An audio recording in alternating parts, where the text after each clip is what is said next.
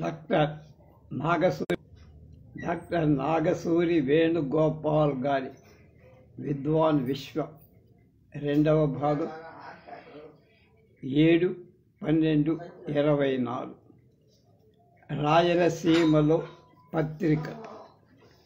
తెలుగు వాంగ్మయంలో 3 వంతులు రాయలసీమలో ఉత్పన్నమైనదే కదా. గ్రంథాలలో మనం చదివే భాష రాయలసీమ భాషే కనుక ఆ గ్రాంధిక భాషా పరిణామం నేటి భాషలో ఎలా ఉన్నదో తెలుసుకోవాలంటే రాయలసీమలోని వాడుక భాష నేర్చుకోవలెను. 1933లో బరంపురంలో నవ్య సాహిత్య పరిషత్ అవతరించి నవ్య సాహిత్యోద్యమ వ్యాప్తికి వ్యావహారిక భాషా ప్రచారాన్ని నడుంకట్టి 1936లో ప్రతిభ త్రైమాసిక పత్రిక వెలువరిస్తూ ప్రారంభ సంచిక సంపాదకీయంలో పై మాటలు పేర్కొంది.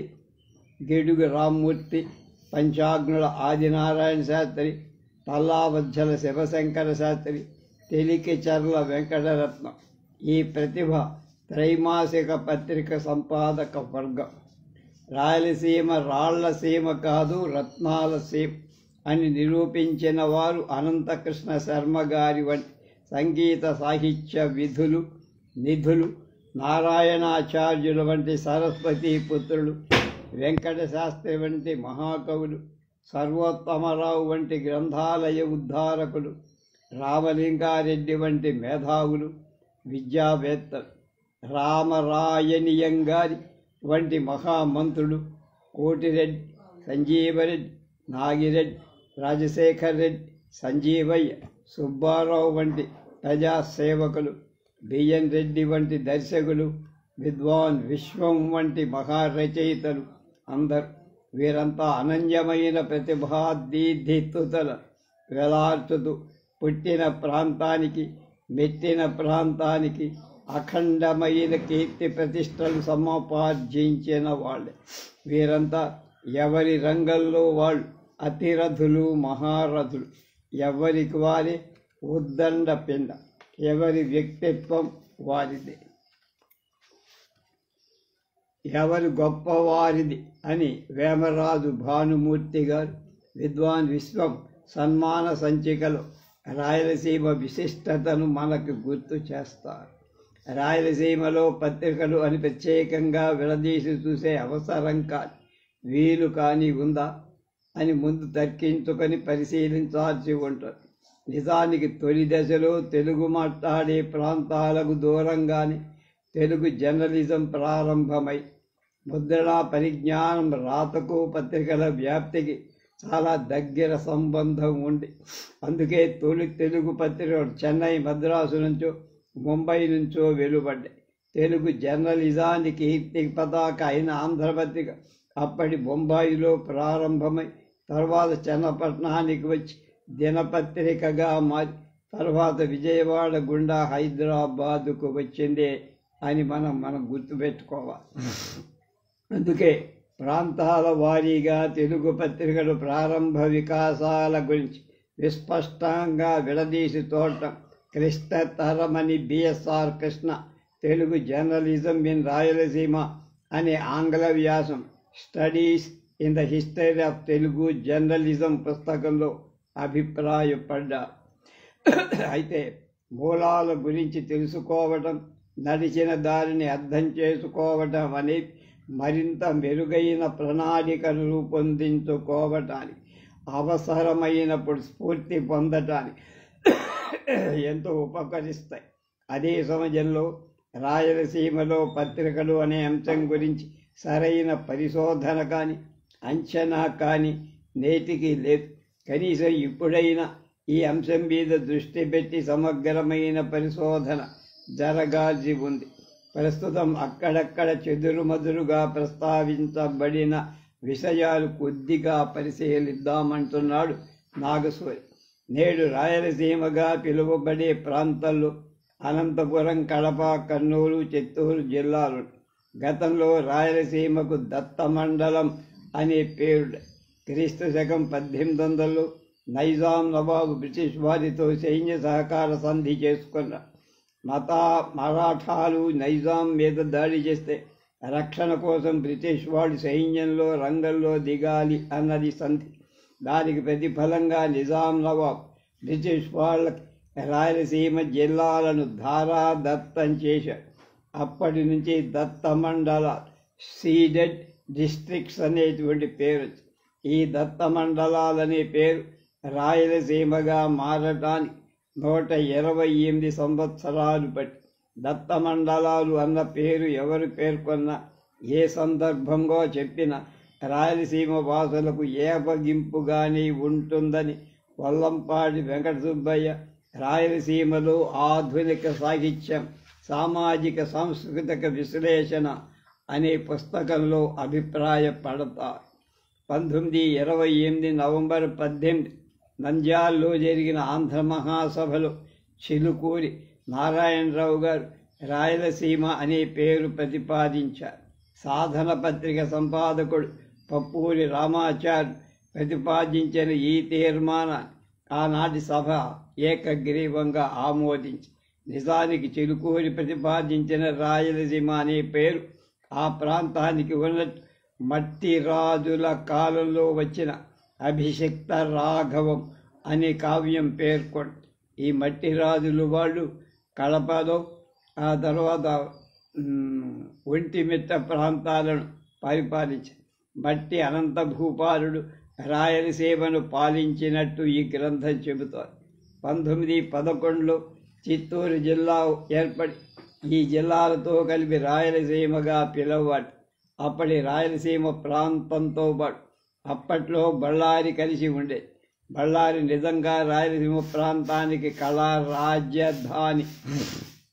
తాడిపత్రికి చెందిన రాఘవ బళ్ళారి రాఘవగా ప్రపంచ ప్రఖ్యాతి పొందడం వెనుక బళ్ళారి సాంస్కృతిక రంగ వైభవం, ప్రాభవం ఎంతో ఉంది. రాయలవారి రాజధాని హంపి బళ్ళారిలో ఎంతో దూరం లేదు. బళ్ళారి ప్రాంతంలో తెలుగువారు, తెలుగు గ్రామాలు చాలా ఉన్నాయని, రాయలసీమలోని అన్ని జిల్లాల నుంచి బళ్ళారికి రాకపోకల సౌకర్యాలు ఉన్నాయని, బళ్ళారి నుంచి బెంగుళూరు వెళ్ళాలంటే తెలుగు ప్రాంతం నుంచే వెళ్ళాలి కాబట్టి బళ్ళారి ఆంధ్రప్రదేశ్ దక్కడం సముచితమని రాష్ట్రాల పునర్వ్యవస్థీకరణ సంఘం భావి. అందుకే బళ్ళారిని రాయలసీమకు అనధికార రాజధానిగా అభివర్ణించింది. అయితే భాషా ప్రయుక్త రాష్ట్రాలు ఏర్పడిన రాయలసీమ బళ్ళారిని కోల్పోవడం రాయలసీమ వాసులకు విషాదాన్ని మిగిల్చి, ఈ విషయాలు ఎలా ఉన్నా తెలుగులో తొలి పత్రిక పిలువబడిన సత్యదూత పత్రిక బళ్ళారి నుంచే వెలువడిందంట. సత్యదూతను క్రైస్తవ మిషనరీ సోదరుడు 1935లో బళ్ళారి నుంచి వెలువరించారని, చన్నపట్నం నుంచి ప్రచురణ జరిగేదని భావించారు. ఈ సత్యదూత గురించి వివిధ పండితులు వివిధ రకాలుగా వ్యాఖ్యానాలు చేశారు. దీనికి కారణం సత్యదూత సంచికలు అందుబాటులో లేకపోవడం. బళ్ళారి వారు 1825, 35, 10 ఏళ్ల మధ్య కాలంలో ఉన్న చిన్న కరపత్రాలు వాటిని ప్రకటించి, దాటిలో 17 ప్రకటించిన వాటిలో 17 మాత్రమే అవుతున్నాయని నెడదవోలు వెంకట్రావు ఆంధ్ర వాంగ్మయంలో పేర్కొంది. దీన్ని బట్టి బళ్ళారి ప్రాముఖ్యత తెలుస్తుంది.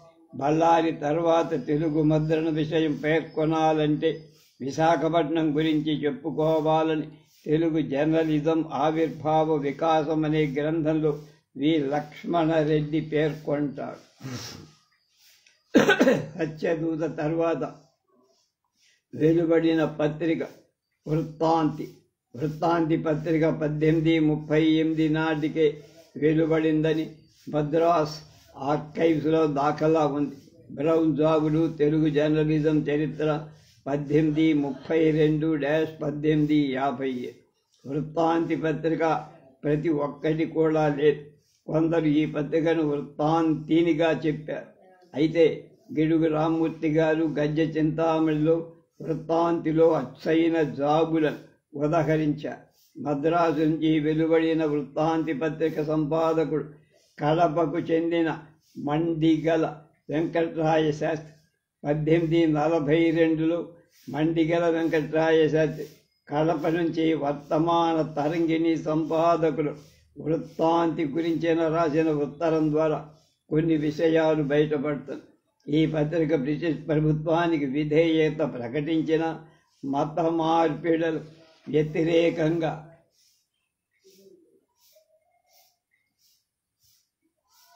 రాసి ఈ పత్రిక 3-4 సంవత్సరాలు మాత్రమే నడిచింది.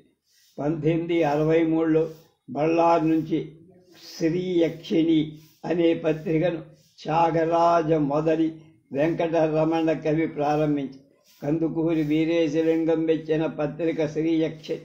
సంజీవని కందుకూరి పత్రిక తల ఎత్తడానికి ముందెన్ని సంవత్సరాలు కిందటను బళ్ళారులో శ్రీయక్షిణి అనే పక్షపత్రిక తెలుగులో ప్రకటించబడుతుండలేదా?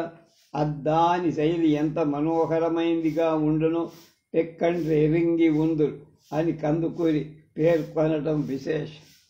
భారతదేశంలో స్వాతంత్ర ఉద్యమ వికాసానికి, వార్తాపత్రికల ప్రారంభానికి అన్యోన్య సంబంధం. కాంగ్రెస్ సంస్థ ఏర్పడిన సంవత్సరం 1885లో మద్రాసు నుంచి ఆంధ్రప్రకాశిక అనే రాజకీయ వారపత్రిక ఏపీ పార్థసారథి నాయుడు ప్రారంభించి నాయుడు గారి నేతృత్వంలో ఈ పత్రిక ప్రవర్ధమానమై తర్వాత దినపత్రికగా రాణించింది. దీన్ని నేను తొలి తెలుగు వార్తాపత్రికగా పరిగణించవచ్చని బిఎస్ఆర్ కృష్ణ గారి అభిప్రాయం. బళ్ళారు నుండి భారతి వెలువడి అయితే ఈ పత్రికను ఎవరు వెలువరించారు ఎప్పుడో సమాచారం లేదు. సన్మార్గ బోధినని నైతిక వారపత్రికను బళ్ళారు నుంచి జగన్నాథయ్య నిర్వహించారు. ఇదే పేరుతో విశ్వం తండ్రి గారు ఒక సంఘం నెలకొల్పినట్లు మనకు తెలిసాం. అయితే ఈ పత్రిక కాల వివరాలు అందుబాటులో లేవు. కడప నుంచి ప్రబుద్ధాంధ్ర వైజ్ఞానిక మాసపత్రిక వెలువడి దీనికి సంబంధించి కూడా వివరాలు లేవు. రాయదుర్గం నుంచి విజ్ఞానవర్ధిని వైజ్ఞానిక పక్షపత్రిక యల్లమరాజు నారాయణమూర్తి వెలువరించారు. సమాజ గతిని, సమకాలీన చరిత్ర అక్షరబద్ధం చేసి వర్తమాన ప్రపంచానికి తెలియజేసే పత్రిక గురించి పూర్తి వివరాలు అందుబాటులో లేకపోవడం విషాదకరం. ఇక్కడ పొందుపరుస్తున్న పత్రికల సమాచారాన్ని వి లక్ష్మణరెడ్డి గారి తెలుగు జర్నలిజం ఆవిర్భావం వికాసం అనే పుస్తకం ఆధారం. గుత్తి నుంచి హంస మాసపత్రిక ఎస్ హనుమంతరావు 1908లో, కార్వేటి నగరం నుంచి సుజ్ఞాన మాసపత్రిక 1909లో ఎస్ గోపాలస్వామి, తిరుపతి నుంచి ఈశ్వరవాదిని మాసపత్రిక 1910లో కె గురుస్వామి శర్మ, 1910లో అనంతపురం నుంచి కేజీ బాబురావు శంకర విజయం మాసపత్రికను వెలువరించి 1903లో వేదార్థ చంద్రిక మాసపత్రిక బళ్ళారి నుంచి వెలువడి 1914లో పొద్దుటూరు నుంచి బిఎన్ స్వామి ఆంధ్ర చంద్రిక వారపత్రిక ప్రచురించారు. 1914లో కె సుబ్రహ్మణ్య శాస్త్రుడు ఆర్య తిలక మాసపత్రికను బళ్ళారి నుంచి, 1915లో శ్రీ రాజగోపాలాచారి వేదాంత చంద్రిక మాసపత్రికను చిత్తూరు నుంచి, అది 1915లో ధర్మవరం నుంచి విజ్ఞాన వల్లిక మాసపత్రిక హెచ్ శంకర్రావు వెలువడి, చిత్తూరు నుంచి 1918లో పి సుబ్రహ్మణ్య అయ్యగారు కూడా రామకథాసుధ మాసపత్రిక, 1919లో కడప ఒంటిమిట్ట నుంచి భక్త సంజీవిని మాసపత్రికను శ్రీ వావికొలలు సుబ్బారావు వాసుదాసు గారు నిర్వహించారు. 1920లో ఆంధ్ర వాల్మీకంఠమ్మ ఆదూరు నుంచి శ్రీ శ్రీనివాసరావు అరుణోదయం పక్షపత్రిక ప్రచురించారు. 1922లో కప్పూరి రామాచార్యులు, కైపా సుబ్రహ్మణ్య శర్మ అనంతపురం నుంచి పినాకిని వారపత్రికలు, అదే ఏడాది గాడిచర్ల తాడిపత్రి నుంచి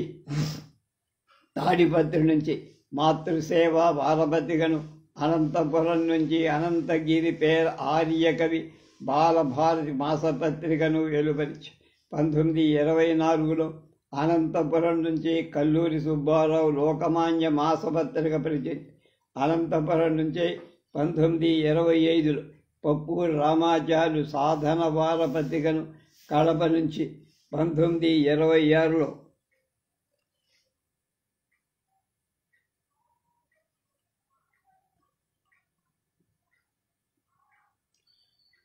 గుళ్లపల్లి వెంకట పొన్నయ్య ప్రజాశక్తి వారపత్రికను, 1927లో వనం శంకర శర్మ పత్తికొండ నుంచి ఇంద్రావతి వారపత్రికను వెలువడించారు. శ్రీశైలం నుంచి చాగంటి వీరమల్లికార్జునలింగమయ్య వారు 1927లో శ్రీశైల పత్రిక మాసపత్రికను, అదే ఏడాది పి నరసింహశాస్త్రి పొద్దుటూరు నుంచి భారత కథానిధి, పొద్దుటూరు నుంచి కైపా శేషశాస్త్రులు, సుద్భాగ రాజశేఖర శతావధాని, బ్రహ్మానందిని వెలువరించి ఈ పత్రికను గాంధేయవాది అవధానం కృష్ణముని ప్రచురించడం విశేషం. అవధానం కృష్ణమణి ఇలస్ట్రేటెడ్ వీక్లీ ప్రఖ్యాత ఆంధ్ర పత్రిక ప్రఖ్యాత ఆంగ్ల సంపాదకుడు ఏఎస్ రామన్ తండ్రి. ఏఎస్ అంటే అవధానం అన్నమాట. అవధానం శ్రీరామం అంటాడు.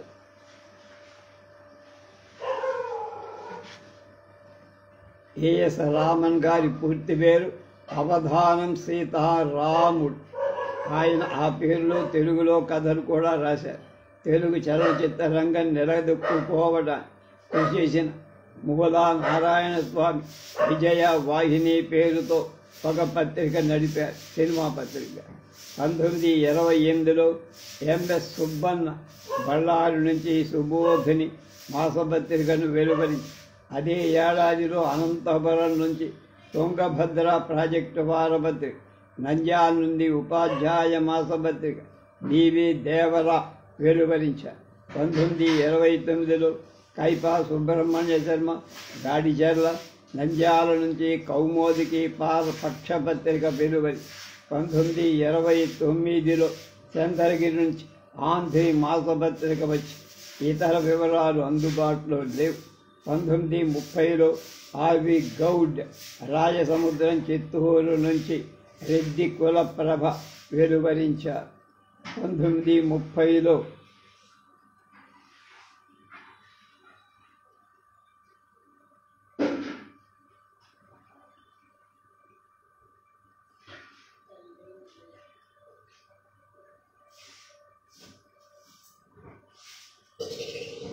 ఎం శ్రీరాములు విజయవాణి వారపత్రిక, పొద్దుటూరు నుంచి కృష్ణమూర్తి కె సుబ్బరామయ్య గారు రేనాడు పక్షపత్రిక, తిరుపతి నుంచి పిటి జగన్నాథరావు కాంతి మాసపత్రిక, కుప్పం నుంచి ఎల్ సుందర్రాజ అయ్యంగార్ నిరుద్యోగి మాసపత్రిక, నంద్యాల నుంచి సేద్యపు విద్యా మాసపత్రిక వచ్చాయి. అనంతపురం జిల్లా యువజన సంఘం 1940లో ఆకాశవాణి పేరుతో రహస్య సైక్లో పత్రిక నడిపే. ఆ పత్రికలో నీలం సంజీవరెడ్డి, 5 కళ్ళు సదాశివన్, సదాశివన్, విద్వాన్ విశ్వం, నీలం రాజశేఖర్ రెడ్డి, పరిమిళ నాగిరెడ్డి, జి రామకృష్ణ, రాయలసీమ తొలి కథకుడు వంటి వారికి అనుబంధం ఉంది. సంబంధం సాధన పత్రిక ద్వారా పప్పూరి రామాచార్య రాయలసీమ ప్రాంతానికి ఒక ప్రత్యేక రాష్ట్రం ఉండాలని వాదించింది. ఆ వాదనే శ్రీబాగ్ వడంబడిక నాంది కూడా అయింది. కలచవీట్ వెంకట రమణాచార్యులతో కలిసి పప్పూరి హాస్య మంజూషా పత్రికను కొంతకాలం నడిపారు.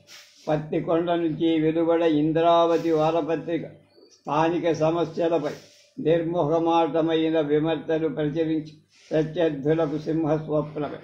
తుంగభద్రా నదిపై ప్రాజెక్టులు కట్టాలని ప్రభుత్వంతో పోరాటం చెయ్యాలని తుంగభద్ర ప్రాజెక్ట్ వారపత్రిక మొదలై గాడిచెర్ల మాతృసేవ రాజకీయ చైతన్యం కలిగిస్తూ అస్పృశ్యత వంటి వాటిని ఎండగట్టింది. కల్లూరి సుబ్బారావు రాయలసీమ ప్రాంతంలో రాజకీయ జర్నలిజానికి ఆద్యుడని BSR Krishna Telugu journalism in Rayalaseema అనే వ్యాసంలో అభిప్రాయపడ్డా. తాడిపత్రి కైఫియత్ గురించి రాయలసీమ వారపత్రికలో వ్యాసం కూడా వచ్చింది. ఆయుర్వేద వైద్యంతో పాటు జాతీయ ఉద్యమానికి సంబంధించిన అంశాలు కౌమోదకి పత్రికలో ఉండే. సాభిప్రాయ వార్తలు అనే కైష్టకలో గాడిచెర్ల ప్రభుత్వాన్ని విమర్శిస్తూ స్వాతంత్ర ఉద్యమ విశేషాలు అందిస్తూ రాసేవారు. ఈ పత్రిక శ్రీకృష్ణరాజదేవరాయల వర్ధంతి ఉత్సవ ప్రత్యేక సంచికను ప్రచురించిందని వి లక్ష్మణరెడ్డి ఆ పుస్తకంలో పేర్కొన్నారు. రేనాడు పత్రిక జస్టిస్ పార్టీ రాజకీయాలను విమర్శిస్తూ జాతీయ ఉద్యమ స్ఫూర్తిని ప్రచారం చేసి 1945లో వెలువడిన రహస్యం మాసపత్రిక అవినీతిని, అక్రమాలను, లంచగొండితనాన్ని బహిర్గతం చేసి పొద్దుటూరి నుంచి వెలువడిన తెలుగు సంక్రాంతి, రాయలసీమ సంబంధించిన శాసనాలు, మాండలిక పదాలను సేకరించి ప్రచురించి పి తిమ్మారెడ్డి గారి వాహిని నుంచి సంపాదకుడిగా గుర్తింపునిచ్చింది.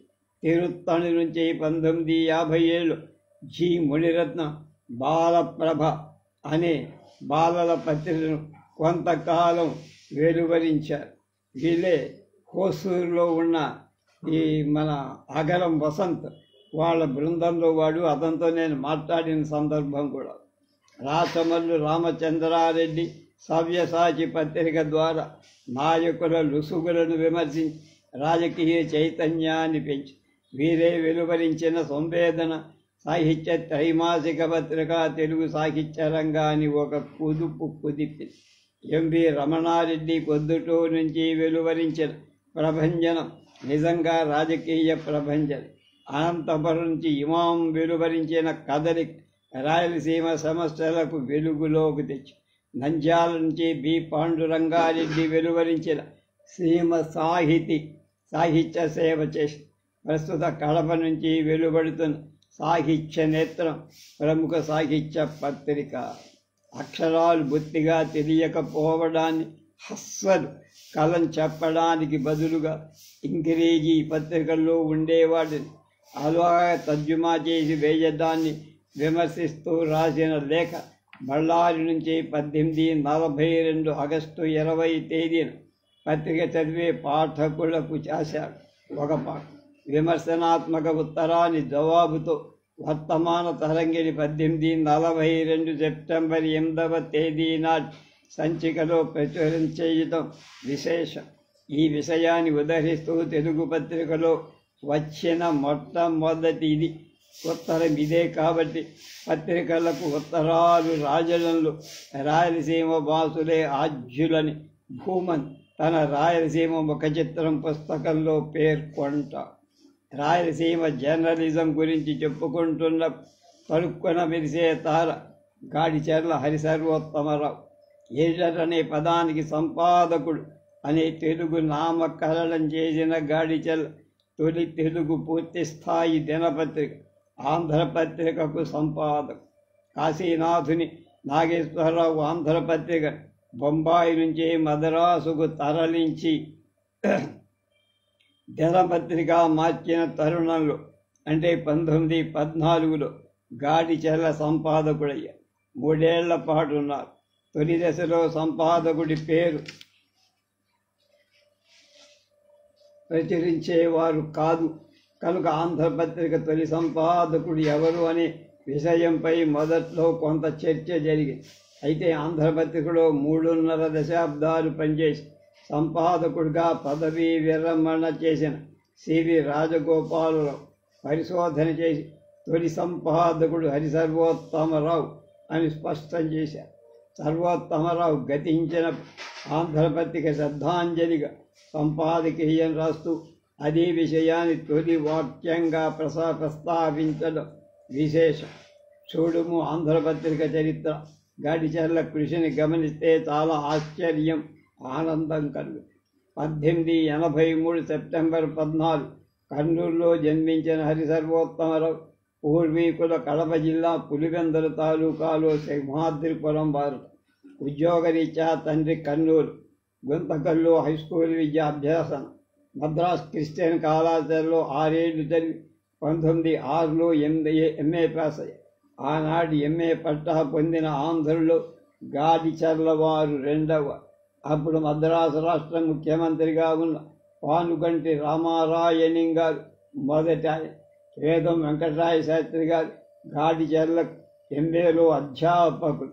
హరిసర్వోత్తమరావు ఎంఏ చదువుతుండగా డాక్టర్ పట్టాభి సీతారామయ్య వైద్య విద్యకు, అలాగే అయ్యదేవర నీళ్ళ పరీక్షకు, గొల్లపూడి సీతారామ శాస్త్రి ఎంఏ చదువు కోసం మద్రాసు వచ్చారు. కట్టమంచి, గిడుగు ఆయన సమకాలికులే. తర్వాత రాజమండ్రి ట్రైనింగ్ కాలేజీలో బీఈడీ చేరి 1907లో రాజమండ్రి ఆర్ట్స్ కళాశాల విద్యార్థులకు వందే మాతరం ఉద్యమంలో అరెస్ట్ అయిన తొలి విద్యార్థి నాయకుడు గాడిచెర్ల. ఫలితంగా ప్రభుత్వ ఉద్యోగాన్ని శాశ్వతంగా అనర్హుడైపోయారు. గాడిచెర్ల వారి పాత్రికేయ కృషికి సంబంధించి సివి రాజగోపాలరావు రచించిన స్వాతంత్ర పోరాటం, జర్నలిస్టు యోధులు, జైలు శిక్షలు అనే గ్రంథంలో చాలా వివరాలు ఉన్నాయి.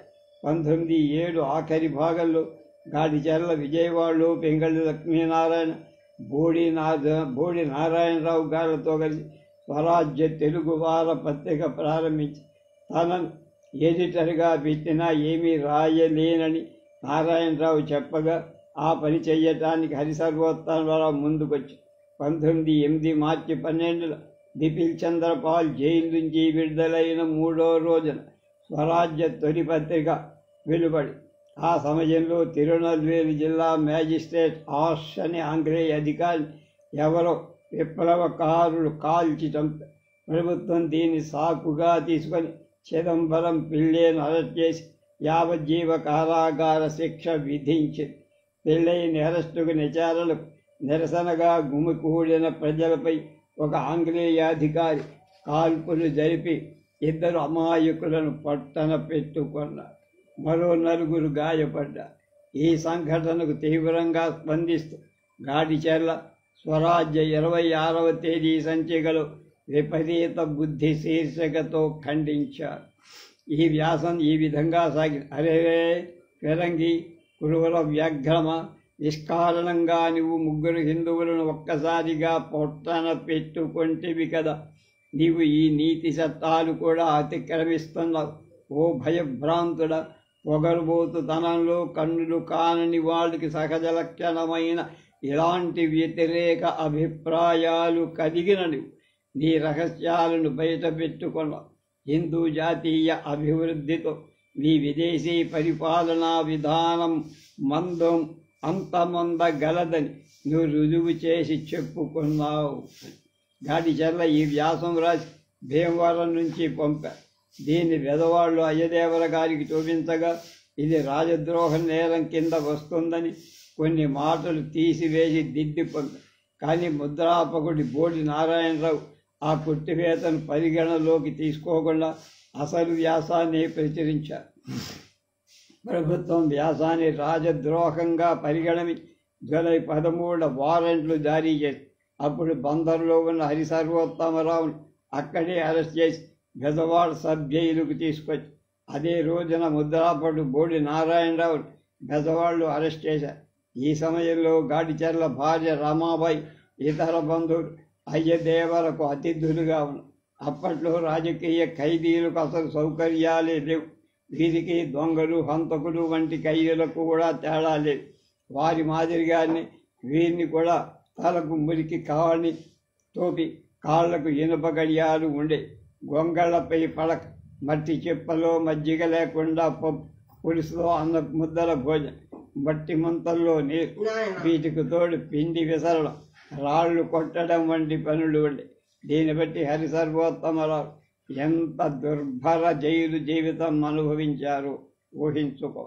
తర్వాత కాలంలో జితేన్ దాస్ గుప్తా వంటి విప్లవగారు జైలు సంస్కరణల కోసం ఆమరణ దీక్షలు చేసి ఆత్మార్పణ చేశారు.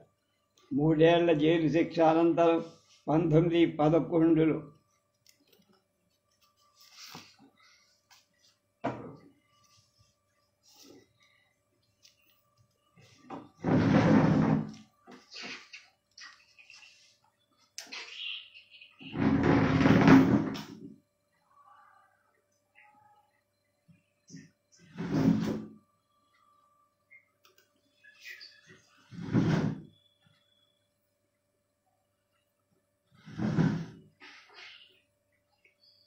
1911లో గాడిచెర్ల విడుదలయ్యారు.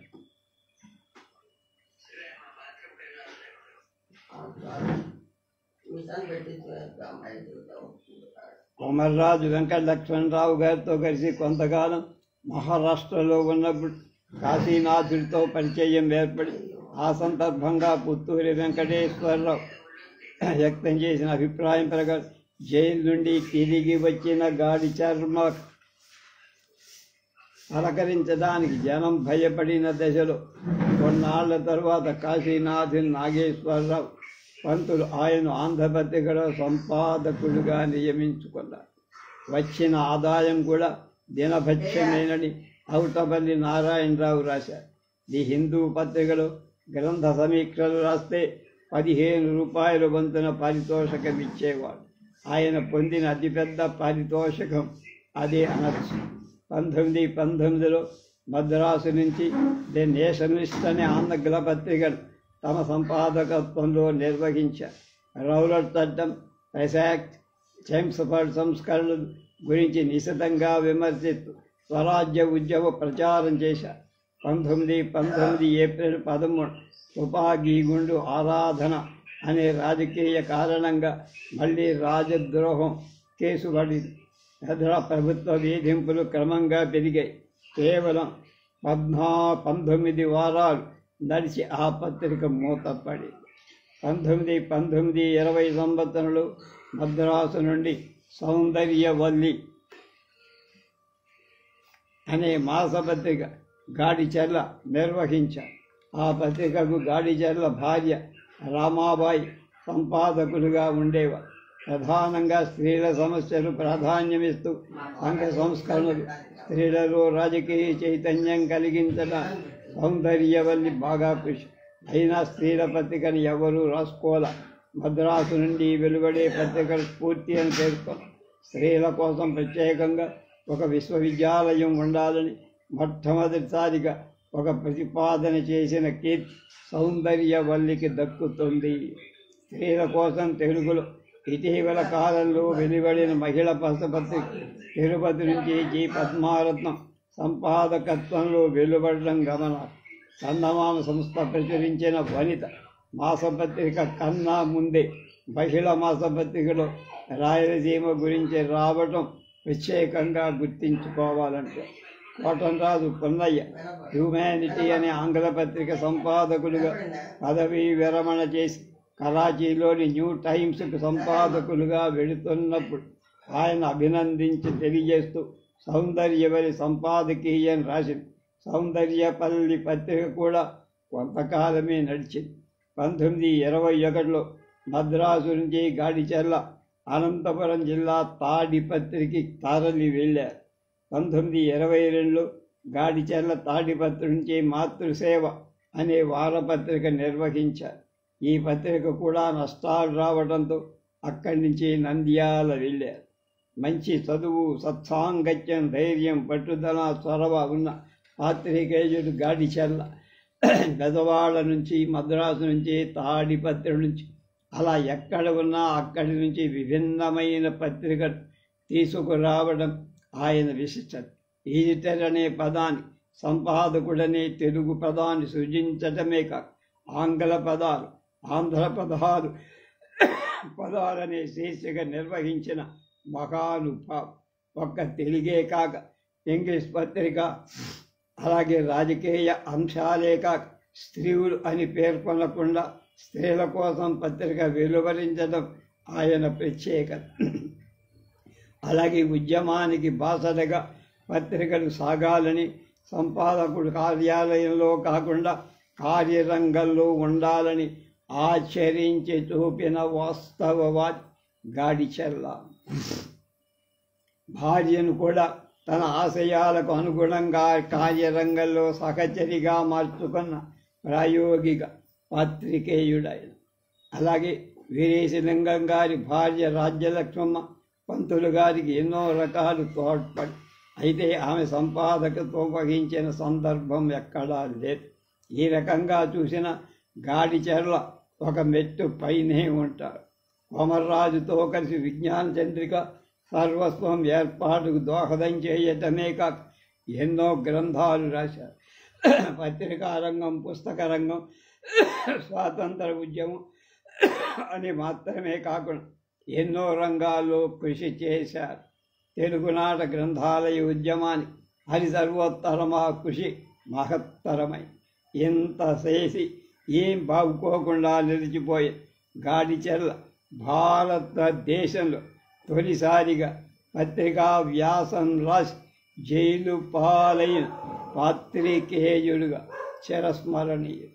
సర్వోత్తరమరావు గారి తర్వాత చిరస్మరణీయుడైన పాత్రికేయుడు కొప్పూరు రామాచారి. సాక్షి వ్యాసాలకు దీటుగా వదరుబోతు పేరుతో ఆంగ్ల ప్రసంగాలు తెలుగులో అనువదించిన మహనీయుడు ఆయన. నీలం సంజీవరెడ్డి తండ్రి చిన్నపరెడ్డి తన పిల్లలిద్దరికి చదువు చెప్పడానికి కొప్పూరి రామాచార్యుడు నియమించుకున్నారు. అలా రామాచార్యులు ఇల్లూరు, సంజీవరెడ్డి పుట్టిన ఊరు వచ్చారు. ఇల్లూరికే చెందిన కైపా సుబ్రహ్మణ్య శాస్త్రి, వారి తమ్ముడు మహానందయ్య మరికొంతమంది కలిసి పత్రిక ప్రచురణకు ఏర్పాటు చేశారు. తొలుత స్వరాజ్య ఉద్యమం అనే పేరు అనుకున్న రామాచార్యులు సలహా మీద పినాకినిగా మరి రాయలసీమ ప్రాంతాల్లో మరికొన్ని పత్రికలున్న 1922లో ప్రారంభమై పినాకిని విశిష్టమై మొదటి సంచికలో సంపాదకీయం రాయడం, వ్యాసాలు తిప్పించడం మొదలైన పనులన్నీ రామాచార్యులే చేసేవారు. మొదట ఆ పత్రికకు రామచంద్ర శర్మ సంపాదకుడు, తర్వాత రామాచార్యులు. కొంతకాలానికి రామాచార్య తప్పుకోవాల్సి వచ్చింది. కొప్పూరి రామాచార్యులు చెప్పినట్టు దత్తమండలంకెల్ల పినాకిని జీవప్రదాయిని. ప్రజాదరణ పొందిన పినాకిని కుటుంబ తగాదాల వల్ల 1926 మే నెలలో ఆగిపోయి పినాకిని నుంచి 2 ఏళ్ల తర్వాత తప్పుకున్న కొప్పూరి 1926 ఆగస్టు 14 సాధన పత్రిక తొలి సంపాదకను పత్రిక వెలువరించింది. పినాకినిలాగా ఇది కూడా మాసపత్రిక. రామాచార్యులు అనంతపురంలోని తన సొంత ప్రెస్సులో ప్రచురించేవారు. రామాచార్యులు లోగడ నడిపిన పినాకిని చరిత్ర గురించి, దాని గురించి తాను తప్పుకున్న పరిస్థితుల గురించి, ఏ విధంగా ప్రస్తుత పత్రిక ప్రారంభించింది మొదటి 3 సంచికల్లో చెప్పారు. పత్రికను పినాకిని అనే పేరుతో నడపడానికి కావలసిన ఉత్తర్వు మా వద్ద లేకపోవడం, ఈ పత్రికను మా ముద్రణాలయం పేరును సాధన పత్రిక అనే కొత్త నామధేయం పెట్టాం. పినాకిని కేవలం కాంగ్రెస్ పక్ష పత్రికగా ఉండేది. అన్ని పక్షాల వారి ఎడల సాధన పత్రిక సానుభూతి చూపకలదు. బ్రాహ్మణ సంపాదకీయత్వంలో వెలువడటం చేది బ్రాహ్మణ పత్రికని బ్రాహ్మణేతరులు అనుకోకూడదు.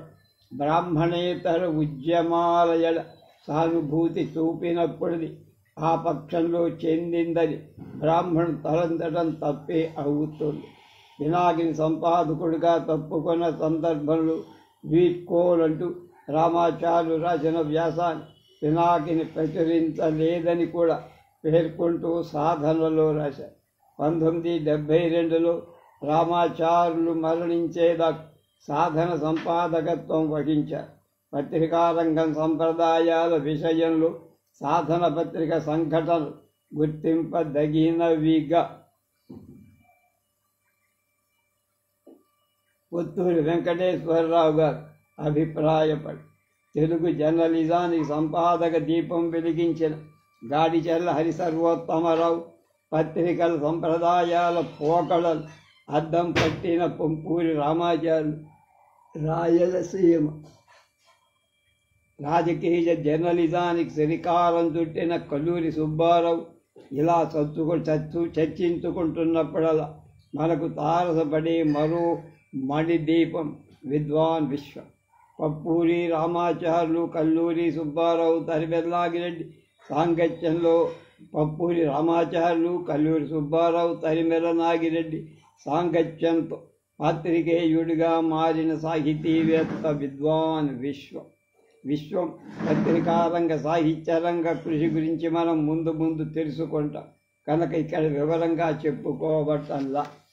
సంస్కృత ప్రాకృత తెలుగు పాండిత్యంలో విస్తృతమైన జీవిత అనుభవంతో తెలుగు పత్రికా రంగంలో భాషించిన మరో పెద్ద పాత్రికేయుడు తిరుమల రామచంద్ర. ఆయన భారతిలోని పరిశోధకాత్మక వ్యాసాలు, ఆంధ్రపత్రికలోని హైదరాబాదు నోట్బుక్ వ్యాసాలు ఎంతో ప్రసిద్ధం. ఇంకా కొంతకాలమే ఆయన నడిపిన పరిశోధన పత్రిక ద్వారా చేసిన సేవ విశిష్టం.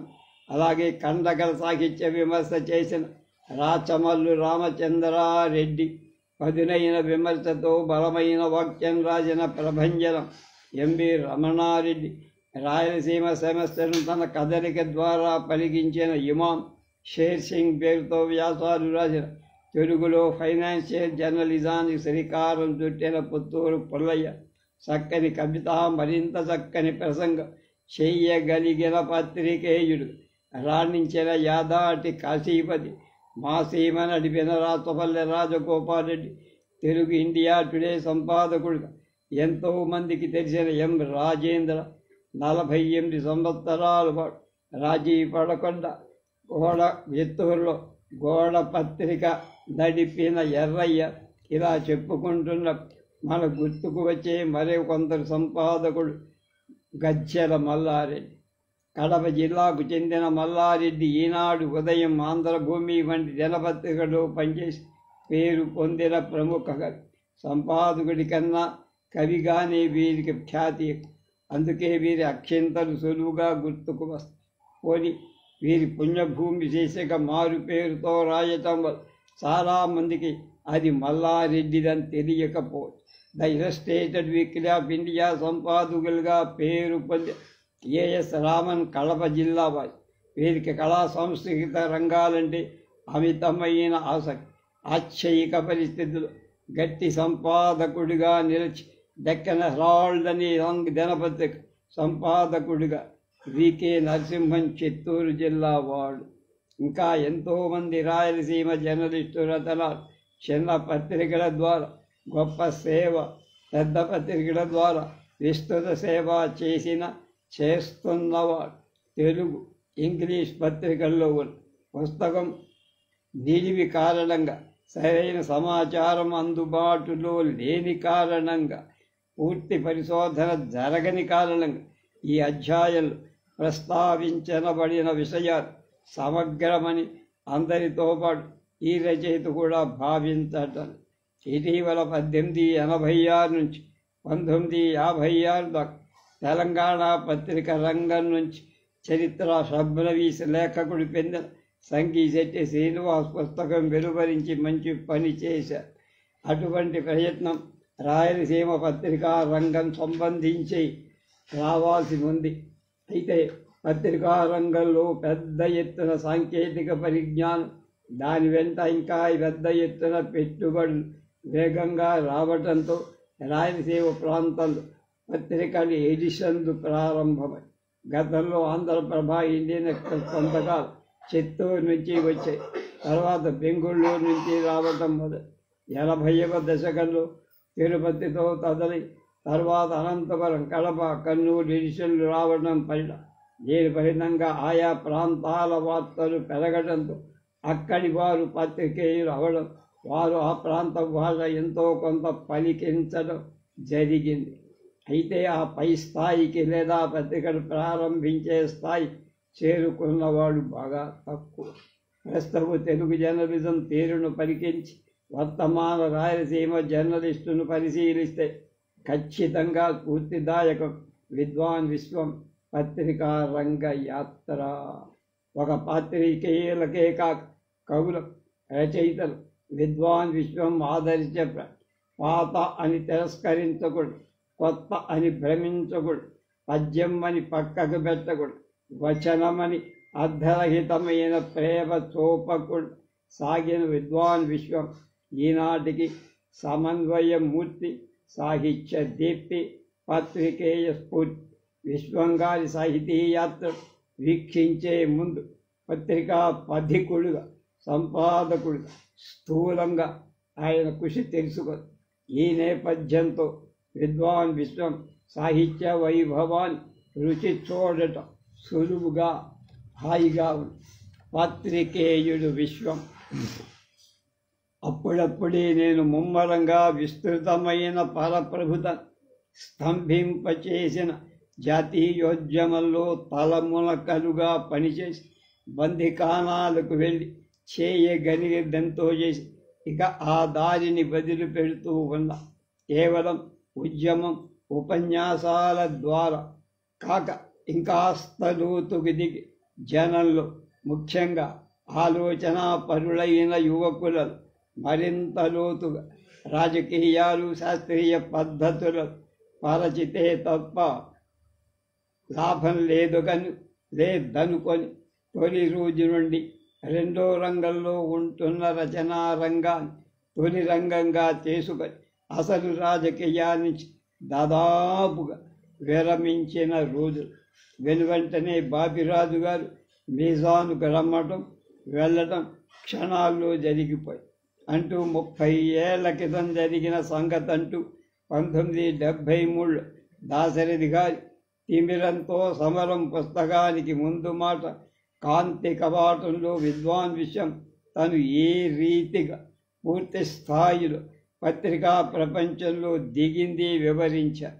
మీజాన్లో చేరకముందు నవ్య సాహిత్యమాల పుస్తక పత్రికా ప్రచురణ, ఆకాశవాణి పత్రికా నిర్వహణ, పప్పూరి రామాచార్య సాధనలో వ్యాసరచన, భారతిలో వ్యాస ప్రచురణ వంటి పత్రికేయ ప్రయోగాలు విశ్వన్ గారు చేశారు.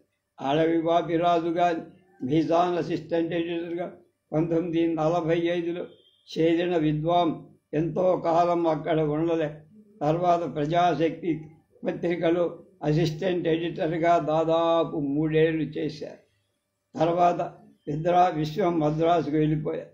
అక్కడ బాలభారత్ విద్యాలయంలో శిశు మనస్తత్వ శాస్త్ర గ్రంథాలు అనువదిస్తూ అనంతరం ఇంటింటి గ్రంథమాల సంపాదకుడిగా పనిచేసి 1952 ఆగస్టు 15 ఆంధ్రప్రదేశ్ సచిత్ర వారపత్రిక ప్రారంభమైన ఎడిటర్ ఇన్ఛార్జిగా పదవీ బాధ్యతలు తీసుకుని నార్ల వెంకటేశ్వరరావు ఎడిటర్గా ఉన్న విద్వాన్ విశ్వం పూర్తి స్థాయి కార్యనిర్వాహక సంపాదకుడుగా 1959 ఆంధ్రప్రభ సచిత్ర వారపత్రిక తాత్కాలికంగా ఆగేదాకా పనిచేశారు.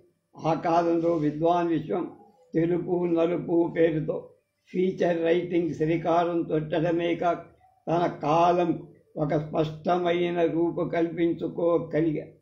59 మద్రాసులో ఆంధ్రపత్రిక దినపత్రిక అసిస్టెంట్ ఎడిటర్గా చేరారు. అదే కాలంలో అవి ఇవి పేరుతో శీర్షిక నిర్వహించారు. 1959లో నార్ల ప్రభ నుంచి తప్పుకొని 1960లో విజయవాడ ఆంధ్రజ్యోతి ప్రారంభించారు. విశ్వం గారు ఆంధ్రపత్రికలో కేవలం కొంతకాలమే పనిచేసి జ్యోతిలో జ్యోతి దినపత్రికలో పనిచేస్తున్నప్పుడే ఇవాళ పేరుతో శీర్షిక నిర్వహించి మళ్ళీ 1963 ఆంధ్రప్రభ దినపత్రిక అసోసియేట్ ఎడిటర్గా చేరారు. 67 నుంచి ఆంధ్రప్రభ వారపత్రిక సంపాదకుడిగా పనిచేశారు. తొలుత ఆంధ్రప్రభ దినపత్రికలో ప్రారంభమైన మాణిక్య వీణ 1967లో వారపత్రికకు బదిలీ.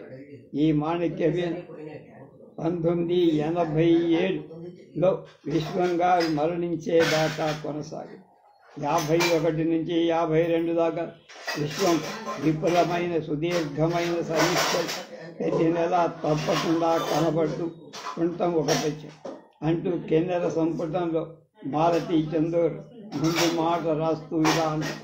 ఇందుకు కారణం మాలాంటి వాళ్ళకి బాగా తెలుసు.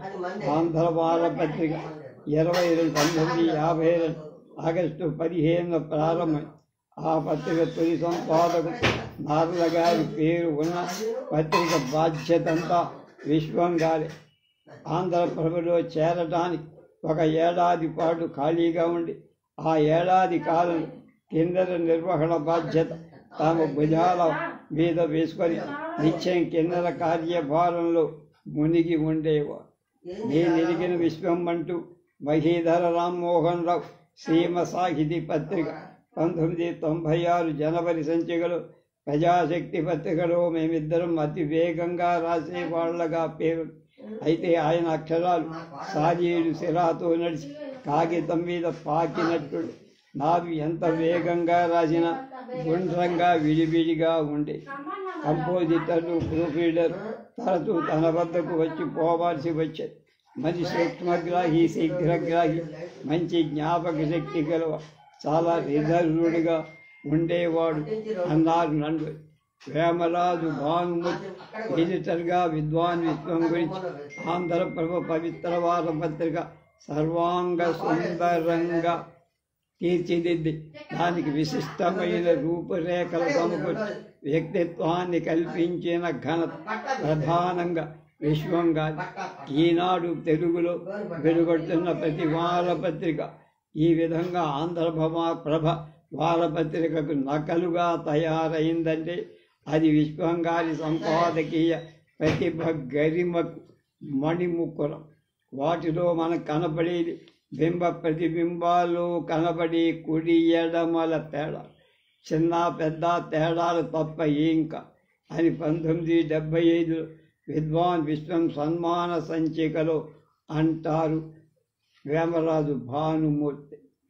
ఆచార్య జి లలిత స్వాభానుభవమైన రాజకీయ పరిజ్ఞానంతో రచ్చలకు కక్షలకు దూరంగా ఉండి తాను నమ్మిన సిద్ధాంతాలు తొణక్క బెణక్క చెప్పగల నికాసైన పత్రికా సంపాదకులు విశ్వం అంట.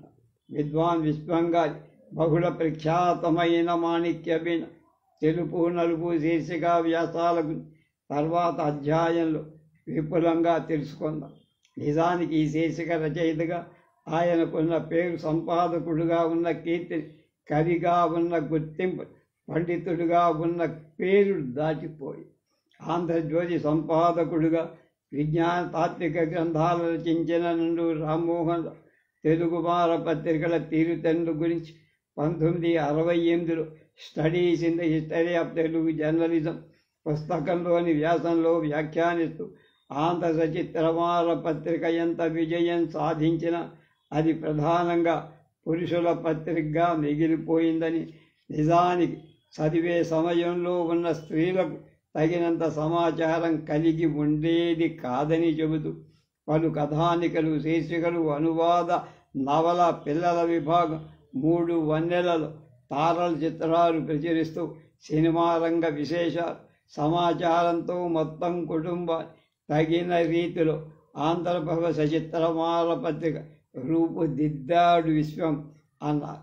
అందులో కూడా ప్రమదావనం స్త్రీల శీర్షిక సంబంధించిన విజయం ప్రముఖమైందని నండూరి. దాదాపు 25 ఏళ్లుగా ప్రమదావనం శీర్షిక నిర్వహించిన మాలతీ చందూరు ఏమంటారు? ఆంధ్రప్రభ వారు వారపత్రిక పెడుతూ ప్రమదావనం స్త్రీల శీర్షిక నన్ను నిర్వహించమన్న నార్ల గారు అప్పుడు ఆంధ్రప్రభ దినపత్రిక సంపాదకులుగా ఉన్నారు. నార్ల గారిని చూడటానికి మా దంపతులు ఇద్దరం వెళ్ళాం. నార్ల గారు నాకేం జోక్యం లేదు, విశ్వం గారిని సంప్రదించండి అన్నారు. విశ్వం గారి దగ్గరికి వెళ్ళాం. ఆయన సంపాదకుని కుర్చీలో కూర్చొని ఉన్నారు. ఏం రాజమన్నారు అని అడిగాను బెరుగ్గా, భయంగా. అప్పుడు నాకు కొత్తే ఒక కొత్త వారపత్రిక, అందులో స్త్రీల శీర్షిక. ఆ అవ్యయవంతం చేసే శక్తి నిరూపించుకోవాలని అందరికీ ఉంది, నాకు ఉంది. ఆ కోరిక మీ ఇష్టం, మీ ఆడవాళ్ళు ఏది కావాలంటే అది వ్రాయండి. 3 ముక్కలు. అప్పుడప్పుడే పైకి వస్తున్న ఒక రచయిత అంతటి స్వేచ్ఛ ఇవ్వడం ఎవరు చెయ్యని పని. పత్రికా స్వాతంత్రం, భావ స్వాతంత్రం అని వేదికలెక్కి గొంతు చెంచుకునే చాలామంది సంపాదకులు ఆ ఖర్చులో కూర్చోగానే తమ పత్రికకు వచ్చిన కథని, వ్యాసాన్ని, కంపోజిషన్ కంటే అన్యాయంగా దిద్ది పారేయటం నాకు లేదు. దీని ఎడిటింగ్ అని చక్కని పేరుతో పిలుస్తుంది. ఈ ఎడిటర్ని అన్నది పత్రికా విధానాన్ని సంపాదకీయానికే మరి పట్టుకే పరిమితం చేసుకొని మిగతా రచన స్వేచ్ఛంగా సహజంగా ఎదగనిచ్చేటువంటి విశ్వాల హృదయం ఒక్క విశ్వం గారికి ఉంది. నేడు వచన రచనా సాహిత్యంలో రచయితల ముఖ్య స్థానం అందరూ ఒప్పుకుంటున్నారు. ఈ మార్పు 10-15 ఏళ్ళు ఈ మధ్య కాలంలో కలిగింది. దీనికి పరోక్షంగా దోహదం చేసింది ఆంధ్రప్రదేశ్ సచిత్ర బాలపతి. దాని సంపాదకుడు విశ్వంగారు అన్న విషయం ఎవరు మరొవరా. పత్రికా రచయితగా విద్వాన్ విశ్వం సామర్థ్యాన్ని సృజన ఆయన శీర్షిక వ్యాసాల ద్వారా చాలా వరకు బేరీ చేయొచ్చు. అయితే సంపాదకుడిగా ఆయన ప్రతిభ బోధపడాలంటే వారి నిర్వహణలు ఎటువంటి శీర్షికలు ప్రారంభమయ్యాయి, వాటి వస్తు సంవిధానాలు ఏమిటి, అలాగే వాటి రచయితల ఎంపిక ఏ విధంగా ఉండేవో ఆయా సంచికల సూక్ష్మ దృష్టితో చూసి అధ్యయనం చేస్తే తప్ప బోధపడు. నిజానికి అటువంటి కృషి ఆయా పత్రికలు కానీ లేదా పెద్ద సంస్థలు కానీ చేపట్టు. ఈ రెండూ లేని ప్రస్తుత సమయం విద్వాన్ విశ్వంగారి సంపాదిక శైలి గురించి ఎంత వ్యాఖ్యానించినా అది అసమగ్రంగా ఉంటుంది. అందుకే ఆయన బహుళ కీర్తి సాధించి పెట్టిన మాణిక్య వీణ వంటి శీర్షిక వ్యాసాల గురించి సత్వర పఠనీయం. రేపు ఈ మాణిక్య వీణ గురించి పూర్తిగా మనం తెలుసుకుందాం.